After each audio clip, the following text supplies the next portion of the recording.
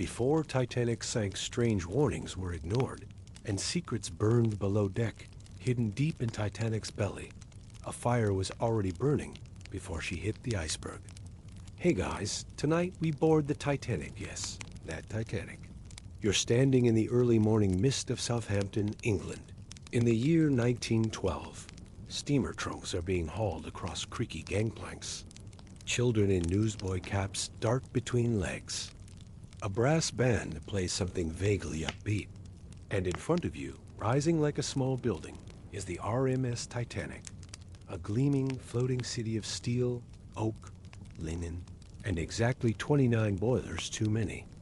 You're about to step aboard the most famous ship in history, and you probably won't survive this dot, so before you get comfortable, take a moment to like the video and subscribe, but only if you genuinely enjoy what I do here. And hey, while you're at it, drop a comment with your location and local time. Are you in bed in Brisbane or dozing off in Detroit? Now, dim the lights. Maybe turn on a fan for that soft background hum, and let's ease into tonight's journey together to join a crowd of over 2,000 souls boarding the ship steward's barking orders, camera flashes catching smiling first class, passengers in ridiculous hats, while third-class families clutch papers and prayer books. The Titanic's hull looms dark and smooth. Her name, freshly painted, seems proud and ironic. People call her unsinkable, like they're daring fate to prove otherwise. She's the largest moving object humans have ever made. And for some reason, the lifeboats only cover about half the passengers. But don't worry. Everyone says you're in for a safe, luxurious trip. You're shown to your cabin, which smells faintly of fresh paint and optimism. The corridors feel endless, especially if you're in third class, where the walls are narrower, and your pillow is stuffed with straw instead of down feathers. But even steerage seems cleaner than most city flats. There's electric lighting. There are flushing toilets. You're told to wash up for dinner. Welcome aboard. Above deck, stewards in white gloves greet the well-heeled. Gentlemen with pocket watches escort ladies who've brought entire wardrobes for the voyage. There's John Jacob Astor, IV, one of the richest men in America, stroking his mustache and pretending not to notice people recognizing him. He's traveling with his very young, very blonde new bride. The couple next to them is arguing about oysters. Further down the gangway, a group of Irish immigrants huddle near the railing, snapping blurry family portraits, knowing this is the last land they'll see for a while, if not forever. You wonder as the Titanic eases out of port. She's so large, her weight nearly sucks a neighboring ship into the sea. One sailor makes a joke about bad omens. Another spits into the water, just in case. By mid-afternoon, the ship has picked up speed. The engines rumble below like the belly of a dragon. You step out onto the promenade deck and feel the sting of salt air and the arrogance of progress. Everything is grand and made to be admired. The smokestacks belch coal like sleepy volcanoes. The sky is clear. The sea looks flat. You lean on the railing and think, this is going to be the smoothest ride of my life. A steward tells you the Titanic has everything except enough lifeboats. You laugh. He doesn't. As night falls, lamps flicker on across the decks, glowing like fireflies. Somewhere below, the ship's orchestra practices a few tunes. The notes float upward into the salty air, elegant but slightly off-key. You pass a small group gathered around a wireless telegraph operator. Marconi system, someone whispers, like it's magic. He's tapping out a message, sending it across the Atlantic in little blips and clicks. Just a casual chat with Cape Race, Newfoundland, technology at its peak. What could possibly go wrong? You wake the next morning to the smell of bacon and coal smoke. A steward knocks, offers tea. You dress and climb to the top deck, where the first-class passengers stroll in the sun with their poodles, while down below, children in steerage chase each other between luggage trunks. Historians still argue whether Titanic's design prioritized elegance over safety, but standing here, surrounded by velvet carpets and crystal chandeliers, it's clear no expense was spared to impress. Even the lifeboats are polished. A clergyman blesses a baby near the bow. A journalist jots down notes about the ship's gymnasium. Yes, there's a gym with an electric camel. You overhear someone mention a fire in one of the coal bunkers, but it's quickly brushed off as nothing urgent. It's been smoldering since before they left port. Nobody seems concerned. After all, it's the Titanic. You take in the sound of the sea low, rhythmic, almost like breathing and feel yourself beginning to settle. This ship may be enormous and overly confident, but right now, it's also peaceful. You lie back on a deck chair, close your eyes, and let the creaking of steel and the sigh of the ocean lull you. It's going to be a good voyage. Your second day aboard begins with the soft rattle of silverware and the muffled shuffle of passengers getting ready. You stretch under a wool blanket and wonder if this is what luxury feels like. Spoiler, it is, but only if you're in first. Class you decide to explore the Titanic is basically a floating social ladder. First-class passengers have private promenades, Turkish baths, electric elevators, and dining rooms that look like Versailles with better plumbing. If you're lucky enough to mingle upstairs, you'll see palm courts, potted ferns, and ceilings so high they seem to breathe. The whole place smells like lilacs and linen napkins. One man actually brought his car aboard, a Renault, tucked neatly in the cargo hold for his arrival in New York, because walking is for peasants. But you, of course, are no snob. You peek into second class, where families play cards and discuss politics over marmalade and tea. Their rooms are modest, but comfortable solid beds, running water, and even a lending library. Someone's reading The Picture of Dorian Gray. Another is writing a postcard they'll never get to send. And there's third class, also known as steerage. And despite the name, it isn't half as grimy as you'd expect. The rooms are plain but clean. The food is simple, but decent porridge, bread, and maybe a bit of salted herring if you're lucky. Whole families are crammed into 4-berth cabins, but there's laughter echoing down the corridors. Children run freely. A fiddle plays somewhere down the hall. One woman proudly shows off a comb she bought in Dublin. For many, this is the best accommodation they've ever had. Still, the class divide is sharp. There are gates, actual, physical gates that keep steerage passengers from mixing with the upper decks. Supposedly for health regulations, but really, it's about money. You try one of the gates yourself. It's locked. You return to the upper decks and catch the scent of coffee, ink, and polished brass. Someone in a smart coat tips their hat as they pass. The air is crisp, and the Atlantic stretches endlessly in every direction calm.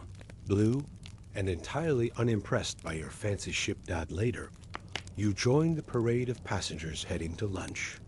The first-class menu is absurd. Oysters, consomme alga, poached salmon with mousseline sauce. There's a cheese course. There's a fruit course. There are 2 desserts.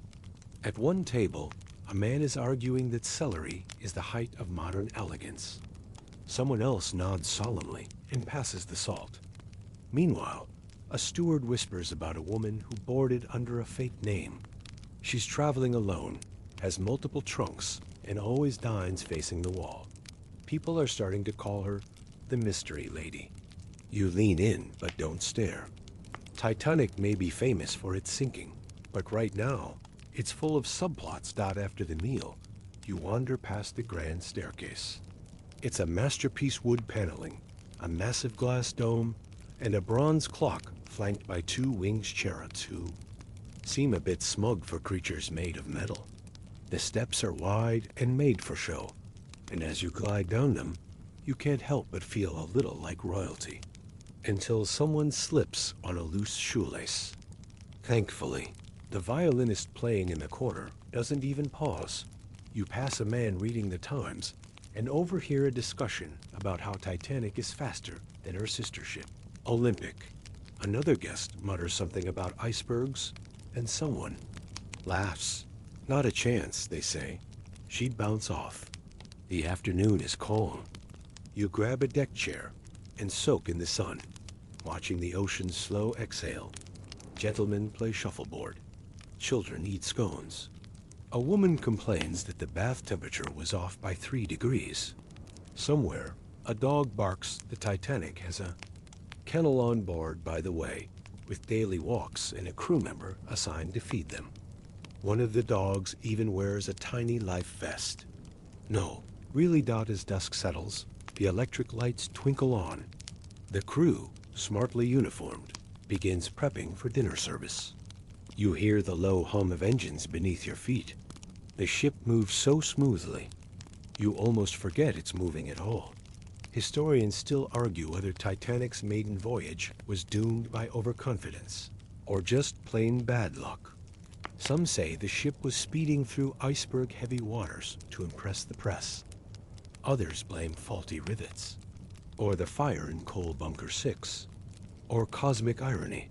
But right now, as you sip tea under a violet sky and admire the polished perfection around you, none of that seems possible.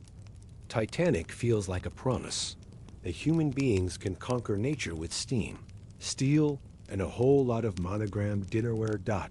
By the time you return to your cabin, the stars are out. You crack the porthole and hear nothing but the sea. Somewhere, someone's playing piano. You let the sound drift into your bones. Tomorrow, you think you'll explore the boiler rooms. Maybe talk to one of the stokers. But for now, you're warm, you're full, and you're gently rocking in a giant floating dream. Morning arrives with a hum of activity. You stretch, shuffle into your shoes, and head out, only to be swept into the daily parade of passengers buzzing around the decks. Today is crisp and clear. The sea is so still it looks fake, like a huge, expensive stage set. Someone nearby even mutters, "Too calm," almost spooky, before coughing politely and walking on dock by midday. You've managed to do something quite impressive. For 1912, you score an invitation to dine with the first-class elite. You pass through the revolving door into the a la carte restaurant, reserved for the wealthiest of the wealthy, those who don't just travel first class, but beyond first class. The room smells like cream, cigars, and ambition. White-gloved waiters move silently between tables. Chandeliers sparkle overhead like tiny galaxies. The violinist plays something French and slightly smug. You're seated between two characters. One, a silver-haired investor from Boston, who insists the stock market will never crash. And the other, a woman with a tiara tucked discreetly under her hat. She stirs her consomme slowly, as if contemplating revolution. You glance at the menu, yes. There's a full printed menu, and it's so lavish it borders on satirical. Oysters, filet mignon, foie gras, asparagus vinaigrette, peaches and chartreuse, jelly, and a cheese platter that looks like it has its own diplomatic passport. For dessert, Waldorf pudding and a waiter who offers you 5 kinds of sugar for your coffee. One man politely sends his pheasant back because it's not quite smug enough. Between bites, conversation turns to everything from opera to spiritualism. One woman swears she dreamed about a sinking ship the night before. Another mentions a near collision in Cherbourg. You sip your wine and keep quiet, wondering how many people at this table know they're in history books already, just as you begin to suspect no one here has a clue what second class even looks like. Someone breaks the polite facade. I heard the third-class passengers have a piano in their common room. A man says, as if reporting an urban legend. Imagine that. Another guest chuckles gently, as though the idea of music among the poor is somehow whimsical. You make a quiet note. The upper crust enjoys a good scandal, just as long as it's dressed in white tie and whispered over oysters after dinner. The crowd migrates toward the lounge. There's card playing, gossip, and the smell of brandy on velvet chairs. You eavesdrop on an argument about whether the Titanic could be used as a warship in a crisis. A steward chimes in dryly. It floats. That's a good start. No one laughs. Everyone nods down below. Third-class passengers are having their own kind of evening. You sneak off to visit, passing through quiet stairwells and past locked gates. One conveniently propped open by a crate of cabbages. The vibe couldn't be more different. Families are playing fiddles, stomping feet, and clapping hands. The room smells like potato soup and damp wool. Children are dancing with their mothers. Someone's teaching an English phrase to a Hungarian couple. Excuse me, where is Ellis Island? It's loud, joyful, alive. One man offers you a cup of something that might be beer, or possibly pink thinner. You take a sip. It's neither. It's potato-based. Let's leave it at that. You raise the cup in cheers and feel, just for a moment, that maybe steerage is where the real heart of the Titanic lives. By the time you make your way back up, it's late. You lean against the rail and stare out at the Atlantic. Still calm, still quiet, still infinitely dark. A young couple passes, laughing softly. They look like honeymooners. He carries her coat. She holds his arm. Neither of them has any idea that their names will be engraved in museum plaques over a century later. Historians still debate what drew so many wealthy. Americans to this particular voyage, some say it was social momentum. Others claim the Titanic had the best dining rooms on the sea. But maybe it was just this feeling, this illusion of invincibility. Floating on cold black water, you pass a steward who offers a polite smile. Anything you need before bed? He asks. You shake your head and thank him. He doesn't know it yet, but in a few days, he'll be called a hero for giving up his seat in a lifeboat. His name will be carved in marble. You head back to your cabin, brushing your hand along the wall as you go. The ship hums beneath your feet, low, steady, almost like a heartbeat. Everything is still. Everything is elegant. Everything is fine, at least. That's what they want you to believe. Morning comes, and with it a strange itch of curiosity. You've already seen the ballrooms, the tea rooms, and even the Turkish baths. Yes, complete with a professional plunger to dunk you. But you haven't seen where the real muscle of the Titanic lives below deck, down in the belly of the beast. The engine rooms. It takes some clever wandering and a lot of pretending to look like you belong.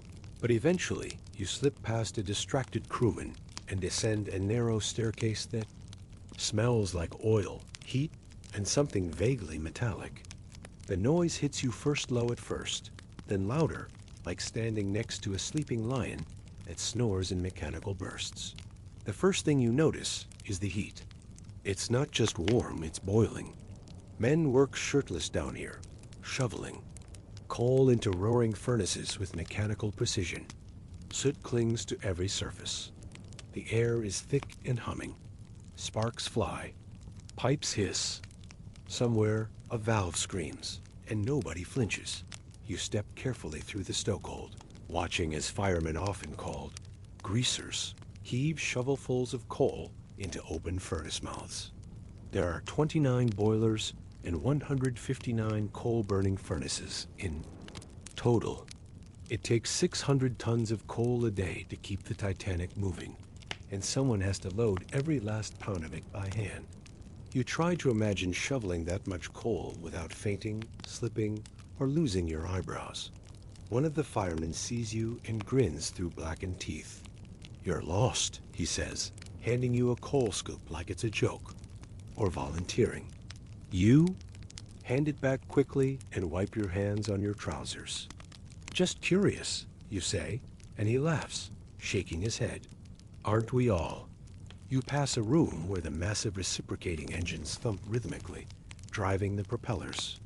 The machinery is mesmerizing, gears turning, pistons pounding, steam hissing in and out, like the Titanic is breathing through iron lungs. There's beauty in it, a kind of harsh industrial grace. It's less luxury liner down here and more fire-breathing dragon. Engineers in oil-slick uniforms monitor. Gauges and crank wheels. One jots a note on a clipboard. You overhear someone mentioning the temperature in one of the coal bunkers. It's still hot. That smoldering fire in Bunker 6? Still going. They've been monitoring it since Belfast, but it's buried behind a wall of coal, so all they can do is keep feeding the furnaces and hope it doesn't matter. Some historians think this internal fire may have weakened the hull. Others call that theory speculative at best. Historians still argue. The engineer mutters, almost echoing your thoughts, whether this damn fire actually mattered. He shrugs. Guess we'll never know.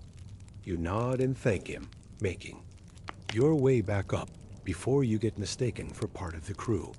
Your clothes now smell like smoke and sweat, and your ears ring faintly from the machinery. It's like returning from a different world, one far less glamorous, but far more alive. As you reach the higher decks again, you're struck by the jarring contrast. Up here, someone's playing croquet. A steward is polishing a brass rail with white gloves. A woman in a violet hat scolds her maid for folding her gloves the German way. And somewhere, a man is loudly explaining that the Titanic is more powerful than nature. You just came from nature's furnace.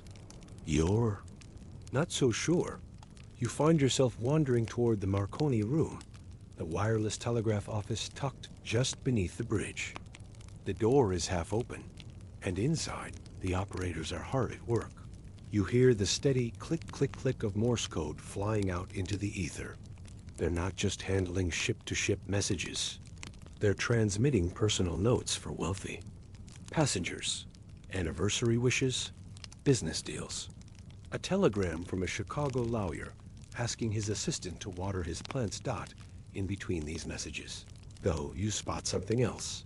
A stack of ice warnings. 6 ships have sent warnings in that last day alone. One note from the Mesaba describes a large field of ice directly in Titanic's path. Another warns of bergs, growlers, and field ice. The wireless operators haven't passed them all to the bridge, yet they're overwhelmed with passenger traffic. Rich folks want their hellos delivered faster than caution can be. You raise an eyebrow. Shouldn't someone read those out loud? One operator shrugs. The captain's got enough to worry about. Ice is always out here. It's April. You look at the growing pile and feel that tiny knot in your stomach tighten just a bit. But then someone bursts in with a message from a passenger asking if her Yorkshire Terrier can be served lamb for dinner. And somehow, it's easier to focus on that instead. Later that evening, you return to the deck to watch the sun set behind the smokestacks. The air is cool and tinged with salt and soot. You watch as another iceberg warning is posted in the Yazung. Chart room. The officer glances at it, nods, and tapes it in place. No special alarm. No course change. Dinner is served as usual. The engines keep humming. The fires keep burning. And somewhere in the sea, ahead, unseen, unmapped, a wall of ancient ice quietly waits.